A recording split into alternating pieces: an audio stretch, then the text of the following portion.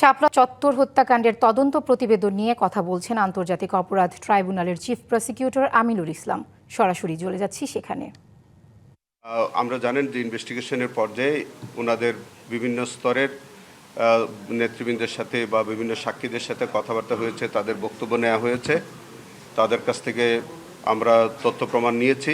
কোনো ধরনের সংযোজন বিযোজন এই সব কিছু নিয়ে আমরা মনে করেছি যে যাতে একটি সঠিক তদন্তের রিপোর্ট সাবমিট হয়, যাতে একটা স্বচ্ছ বিচার হয় এবং প্রকৃত আসামি যারা তারা যাতে বিচারের সম্মুখীন হয়, সেই কারণেই আমরা ওনাদেরকে আজকে আমরা সালাম জানিয়েছিলাম।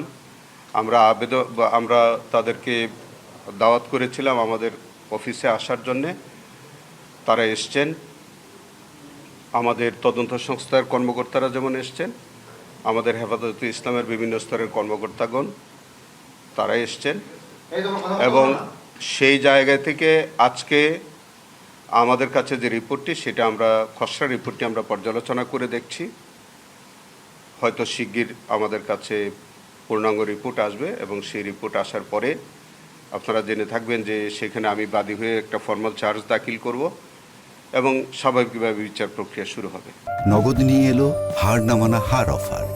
সর্বনিম্ন 10,000 টাকা রেমিটেন্স নগদে পাঠালে থাকছে স্বর্ণের হার জেতার সুযোগ।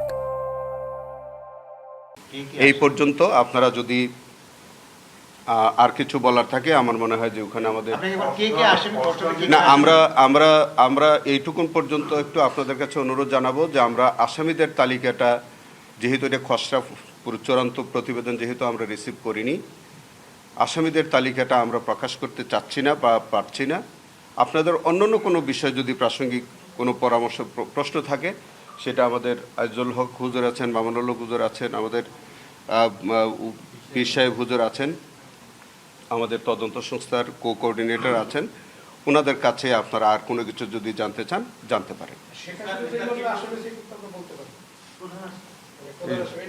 হ্যাঁ, কি বলছেন সেটা আপনারা বলতে পারেন, সেটা বলতে পারেন। আমরা খসড়া তালিকায়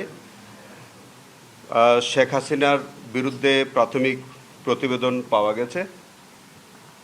সেখানে পুলিশ প্রধান, বিজিবি প্রধান সহ এরকম কয়েকজন, আমরা মোটা দাগে বলতেই পারি যে তাদের বিরুদ্ধে একটা খসড়া রিপোর্ট এসছে। সেটা আমরা যাচাই বাছাই করে দেখব। আর বাকি আপনাদের যদি কোনো প্রশ্ন থাকে, হুজুররা এখানে আসছেন এবং